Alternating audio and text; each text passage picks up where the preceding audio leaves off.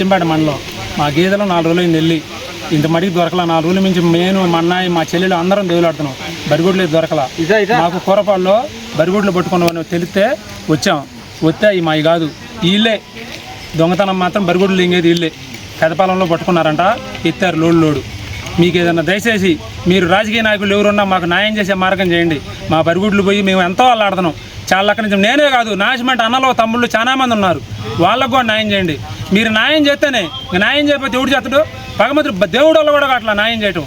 మీరు దయచేసి మమ్మల్ని చూసి మీరు ఒకవేళ ఏదన్నా కట్టేసి ఉంటే ఇళ్లలో, నేను చెబుతున్నా, మీ దండం పెడుతున్నా, మీ కాళ్ళు పట్టుకుంటా, మీరు ఇళ్లలో కట్టేసి ఉంటే మనస్ఫూర్తిగా మీకు డబ్బులు తీసుకోండి ఎంతో కొంత కాసినందుకు. మా బరిగొడ్లు మాకు అప్పు చెప్పండి అన్న.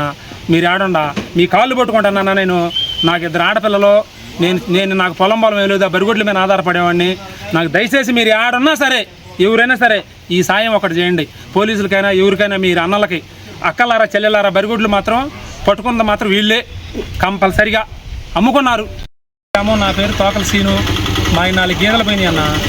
మేము పెదపాలెం, అచ్చంపేట, తాళ్ళచెరు, నీలేశ్వరపాలెం, ఈ పెదకూరపాలెం, ఈ సర్కిల్ మొత్తం తేలాడు. పెదకూరపాలెంలో కొద్దిగా ఇన్ఫర్మేషన్ తెలితే వచ్చాం. వస్తే అవి మావి కాదు.